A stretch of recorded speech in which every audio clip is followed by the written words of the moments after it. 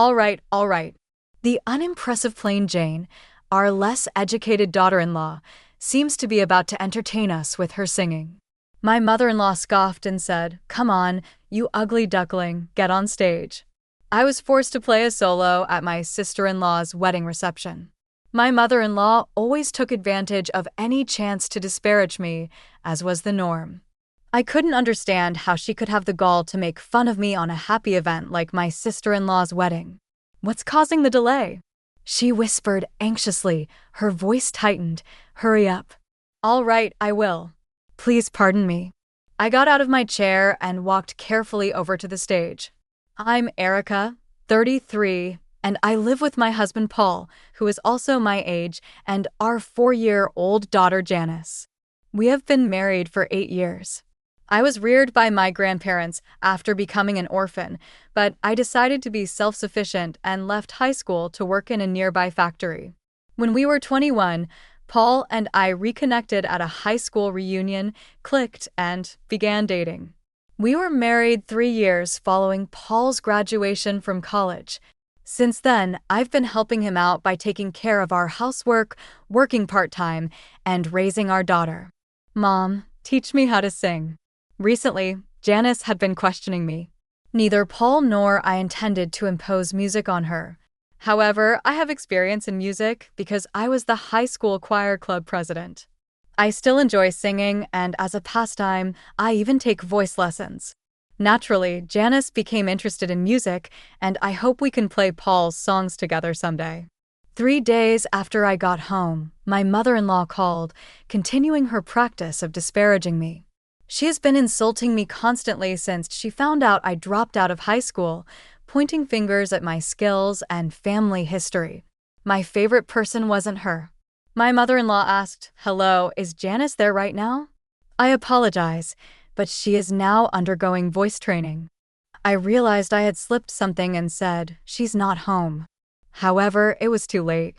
"Why didn't you let me know before allowing her to go to these events? You truly don't consider everything." My mother-in-law requested that I teach her. Despite her accomplished musical background, she tended to take a condescending tone when it came to music and education. She doted on our daughter, but might inadvertently push her away if she followed the same strict teaching approach she used on Paul and his sister in the past. "Mother-in-law, I appreciate your offer, but I want Janice to have her freedom in this." "Even if you say that, it's really up to Janice whether she wants to continue or not. I can't force her to quit." "I'm sure it would be much better if I taught her." My mother-in-law abruptly ended the call. 3 months passed, and I'd almost forgotten about the incident when my mother-in-law decided to visit our home. "It's been a while, hasn't it?" "Oh, how's Janice been doing?" she inquired, likely happy to see her granddaughter after such a long time. As soon as she stepped into our home, she immediately scooped Janice into her arms, barely greeting us. It just so happened that Janice had the day off from her voice training class and the whole family was at home. "Granny, I've become good at singing," Janice exclaimed, boasting to her grandmother. "Really? Could you sing something for me then?" my mother-in-law asked. I intervened, worried about what my mother-in-law might say to Janice. "How about we eat first before we hear her sing?" "It's lunchtime, after all," I suggested. "Don't interrupt when she's about to sing for me." My mother-in-law dismissed my suggestion. "I'm sorry, Janice dear, can you sing for me?" she asked again. Hearing her request, Janice began to sing. From the perspective of a mother-in-law who graduated as the valedictorian of a music conservatory, my daughter's singing must have sounded rather clumsy. I had a sinking feeling inside me, worried that my daughter might receive some snide remarks from her. However, my mother-in-law applauded and praised my daughter, saying, "You did well. You've practiced a lot." Far from making any sarcastic comments, she thanked her grandmother, seeming happy to be praised. I sighed in relief, thinking that even my strict mother-in-law wouldn't make snide remarks to her granddaughter. "I thought Mom might say something." I was a little worried. Paul whispered to me with a look of relief on his face. Nothing particular happened after that, but as the evening came, I realized that Janice had fallen asleep. "Excuse me, mother-in-law," Since Janice fell asleep, I'm going to take her to her room, I announced, picking up Janice and carrying her to her bedroom. After putting my daughter to bed, I returned to the living room. As soon as I re-entered, my mother-in-law said to me, "Didn't you think that Janice's singing today was terrible, Erica? It's a waste of money to let her go to a class that can only teach her to that level. I'll teach her myself." I confronted Paul as anger welled up within me. Wait a minute. Isn't that a bit too selfish? What can we do? When it comes to music, she's much better than me, and it's a fact that I got better by being taught by her, Paul reasoned. About 5 minutes of silence followed, and it was Paul who gave in and said, "All right, Mom. Go ahead and teach Janice to sing for a while." Hearing those unbelievable words from Paul's mouth, my mind went blank. Is this some kind of joke? Won't they care how Janice feels? After all, she has been so happy to be interested in music. What if Janice hates music because she's taught so strictly by her grandmother? I was so angry that I felt like waking up Janice right at that moment and leaving the house with her. So I guess it means Janice is quitting the voice training class, as I said, right? My mother-in-law, with a triumphant look on her face, asked Paul and me. All right, but remember, this is not a music conservatory. So please, absolutely do not do anything that Janice would dislike. I know that, you know. I'm not uneducated like you, I retorted, stating what I had to say. Knowing she'd never back off, I let her go home for the day. That night, my husband apologized for his mother's behavior, but I did not even want to see his face. I ignored him and went to bed. The next morning, I told my daughter Janice, from today, instead of going to the voice training class, let's have Grandma teach you to sing here at home, all right? When she heard it, she looked very sad but said nothing and just nodded. I apologized, seeing her like that. Then, come noon, my mother-in-law arrived at our home. "Janice, starting today, Grandma is going to teach you to sing even better," she said to my daughter with a smile. No sooner had the lesson started than my mother-in-law's teaching style became more and more strict. Within an hour, she criticized Janice harshly, demanding perfection. "You're wrong. You're making the same mistake in the same place. Do it again." I knew it would turn out like this. "Mother-in-law, this isn't what we agreed to, is it? Could you be a bit gentler?" "What are you talking about?" "I'm being gentle. Don't interfere. Why don't you quietly do some housework that you can hardly handle?" For hours passed, and at last, my mother-in-law's lesson ended. "Well, see you tomorrow. Remember to practice what we did today," she left, seemingly pleased with herself. If I'm going to get yelled at this much, I don't want to sing anymore. Seated in her chair, Janice said to me. I harbored an intense hatred for my mother-in-law, taking away what my daughter enjoyed and only caring about her own satisfaction. This cannot go on. I won't let my mother-in-law have her way. Her singing lessons continued in the days that followed. However, after about a week, Janice told me, "I don't want Grandma to teach me anymore. I don't want to sing." Given my mother-in-law's way of teaching, I thought it couldn't be helped. You don't have to force yourself. If you want to quit, that's okay too. So, you don't want to go back to the voice training class. It was something she had started because she wanted to, and I, for my part, wanted her to continue. So I asked her that. If it's that class, it seemed that Janice hadn't come to hate singing itself. It appeared that the harsh words from her grandmother and the lack of praise, even when she felt she did well, were making it unenjoyable for her. Why don't you go back to your voice training lessons and give it another shot? I asked Janice. And as if she hadn't been upset moments before, she perked up and nodded enthusiastically. I'm sorry to say this to you, grandmother, but from tomorrow, Janice will be returning to her original voice training classes. The next day arrived. I relayed Janice's feelings to her grandmother over the phone. How can she whine about giving up after just a week? Isn't it your fault for raising such a weak-minded child? My mother-in-law exclaimed. I retorted, well, it might be. But even though you graduated top of your class from a prestigious music college, it seems that's the only way you know how to teach. Janice told me that she preferred her voice training teacher.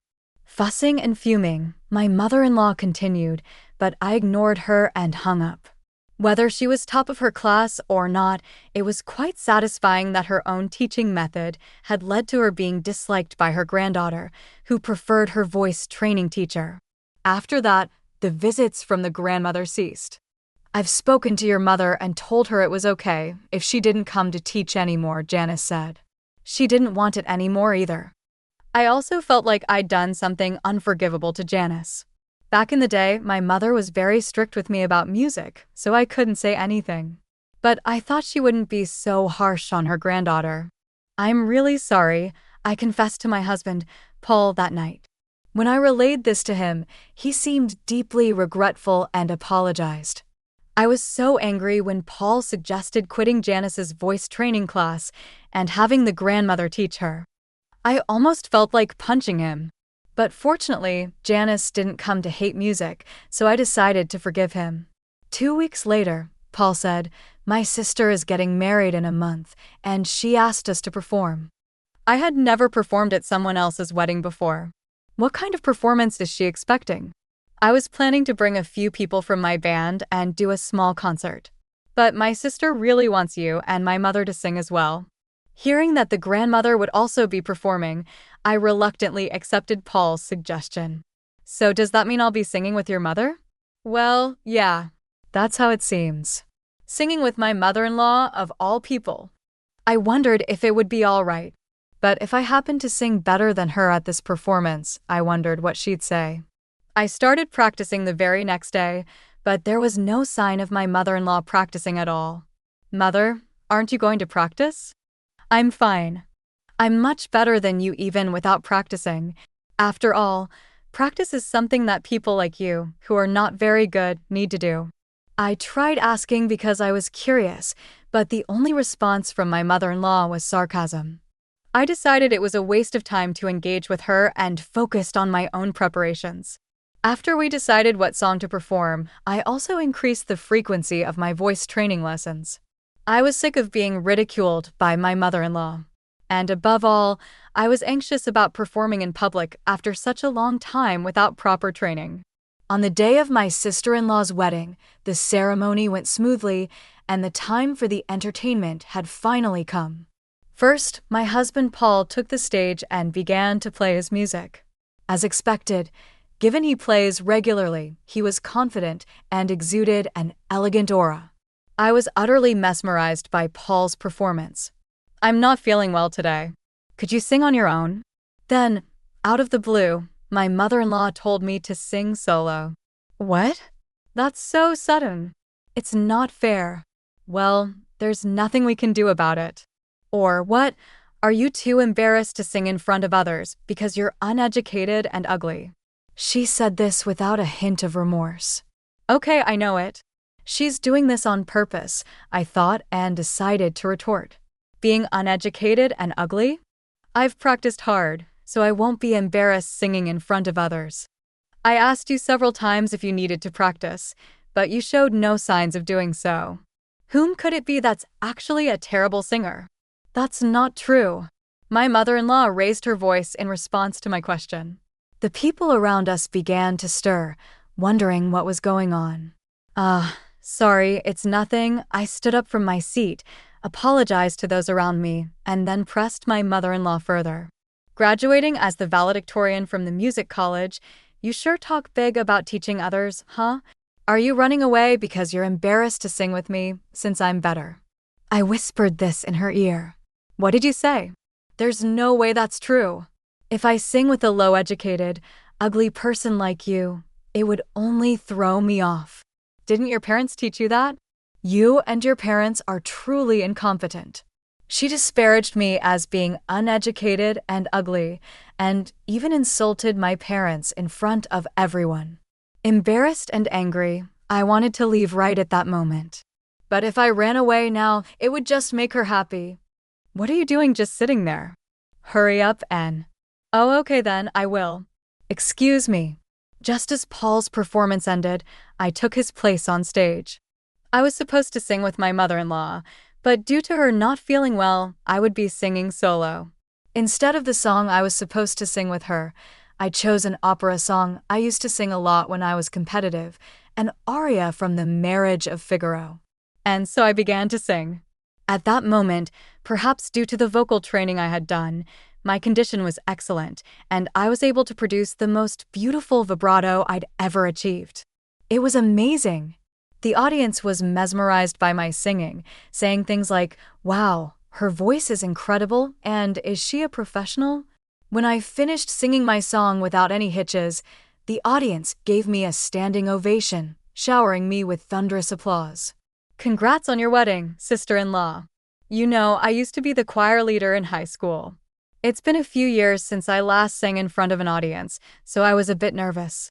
How did I do? Thanks so much for listening. After making this statement, I returned to my seat, and my daughter, all starry-eyed, pleaded, "Mom, your voice was so beautiful. Can you teach me next time?" Witnessing this, my mother-in-law, with her jealousy on full display, said in a huff, Anyone can sing like that. Don't get ahead of yourself, continuing to belittle my singing." Just as I thought the entertainment segment was over, my sister-in-law unexpectedly said, "Mother-in-law, and you should sing too." Words I didn't expect came out from my sister-in-law. My mother-in-law was taken aback and looked at her daughter in confusion. "Mom, I've never heard you sing. And since you taught me so much about music when I was young, I'd really love to hear you sing," my sister-in-law expressed with pure honesty. The attendees chimed in, "Mother-in-law, you should definitely sing." Words had gotten around that my mother-in-law was a top graduate from a prestigious music school, and the crowd grew increasingly excited for her performance, creating an atmosphere where she felt she had to sing well. With all this, I guess you have to sing now, don't you? I did not hesitate to add. All right, if you insist," she responded, heading to the stage. The moment my mother-in-law took the stage, the energy in the room peaked. But as she began to sing, such murmurs could be heard throughout the crowd. "Wait, no way. I might even be a better singer." She must have heard them as well. My mother-in-law's voice did seem off, but even accounting for that, her singing was dreadful. She always criticized others for their singing, but her pitch was all over the place. Honestly, I felt I was still a better singer. The atmosphere grew awkward as her performance ended. Unlike when I sang, the venue was filled with a cold atmosphere and the applause was sparse. Everyone acted as if they'd seen something they shouldn't have, as if it had never happened. Upon returning to our table, my mother-in-law, her face flushed red, shouted at me, "That's why I didn't want to sing. If you had sung properly, my daughter wouldn't have asked me to do this." She said it with such an angry tone, but I didn't understand why my sister-in-law asked her mother to sing. It seemed to me that she genuinely wanted the wedding to be blessed by the voice of her mother, who had been sternly teaching her about music since her childhood. Do you think so? To me, it seems she genuinely wanted you to sing. I shared my honest thoughts with my mother-in-law. No way. I'm sure she knew I'm bad at singing, and this is her way of embarrassing me. I was utterly astonished at her response. She had always criticized others' music and performances, yet she herself didn't want to sing in public because she's bad at it. She never hesitates to complain about others' music, but she's like, "I don't accept complaints although I'm a bad singer myself." Such a self-centered attitude won't be accepted. My daughter Janice might have her newfound love for music crushed by her grandmother. I could no longer bear my mother-in-law's attitude. So a person who studied at a prestigious music school and criticizes others' music is just doing so because she can only sing this badly? But mother-in-law, isn't it great you were able to sing alone, without having to sing with a terrible singer like me? I responded to my mother-in-law with a sarcastic tone. How dare you say that? It's your fault that I had to embarrass myself. It's not nice to say that in front of your daughter. I'm sure she's satisfied hearing her mother singing. As I spoke these words, my mother-in-law fell silent. There was a stir among those who'd heard what I had said to her, but other than that, the ceremony went on smoothly and ended without any problems. 2 days after the ceremony, my mother-in-law stormed into our house. I just can't let it go. I want you to apologize for what had happened. I was surprised by her sudden visit but retorted, what exactly am I supposed to apologize for? I wasn't aware that your singing was that bad. Instead, I think you owe us an apology. What do you mean? I have absolutely nothing to apologize for. It's your fault I was forced to sing that song I hated and embarrass myself. No, not to me. To Janice. Because of you, Janice almost came to hate the music that she had started to enjoy. Even though you graduated from a prestigious music school, why would you torment a child who has developed an interest in music just because things didn't go your way? Is that what you learned from your music school? I haven't received any musical training from you. Yet I was able to sing at the reception and even received applause. How about you, mother-in-law? Shall I give you some singing lessons? I'll teach you thoroughly. My mother-in-law was speechless hearing what I said. If you have nothing else to discuss, please leave. I won't tolerate you interfering with our daughter or my husband's music anymore. Upon hearing this, my mother-in-law left our home without another word, her shoulders slumped in defeat. I felt a sense of satisfaction from being able to retaliate so fiercely in her area of expertise, music. It was indeed worth continuing my voice training since my youth. Without that training, I might not have been able to receive such applause at my sister-in-law's wedding reception. I wonder how my mother-in-law, who has always boasted about graduating top of her class from a prestigious music school, felt being scolded this way by someone like me who only has a high school diploma and was just a choir member. To be honest, I felt a sense of poetic justice toward my mother-in-law. I thought, serves her right. She shouldn't act so haughty anymore. It's been months since the wedding ceremony of my sister-in-law, and now my mother-in-law occasionally visits our house. But she doesn't complain about my daughter's singing anymore. I actually didn't mind her visiting since she didn't say anything about music anymore. My daughter Janice, who has improved a lot in her singing recently, is challenging a slightly difficult song given as an assignment in her class. Mom, this song is hard, but I'll try to sing it beautifully, she declared, practicing enthusiastically. That's great. You do your best. You'll definitely do well. Although I love singing, I don't know much about the technical aspects, so I had no idea what was difficult about the song. But seeing my daughter working so hard, that's all I could say. On that day, my mother-in-law, who happened to be visiting our house, observed the interaction between me and Janice and said, Erica, this song is not something you can handle by just doing your best. Janice, listen well. You should do it like this.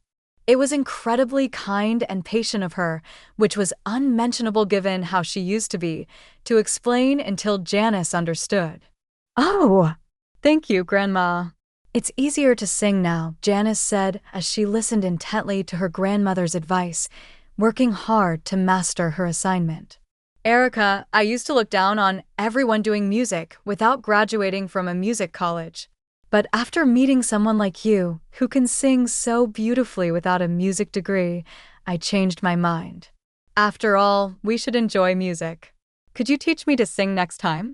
My mother-in-law said that, looking at Janice singing. I was surprised to hear such a thing all of a sudden. But I'm sure the sarcastic comment I made after my sister-in-law's wedding had its effect. My lessons are tough, you know. I grant this, I replied to my mother-in-law. Oh, I won't do anything horrible anymore. I feel sorry for Paul too, although it's too late now. But if you're going to be tough, Erica, I'm prepared. After hearing that from my mother-in-law, I felt assured that she wouldn't say anything about our music anymore. Although a lot had happened, the tension between my mother-in-law and me eased off. Since then, we've often gone to karaoke together, becoming close enough to sing together. I hope that one day, when Janice becomes even better at singing, the four of us, me, Paul, Janice, and my mother-in-law, can have a fun jam session.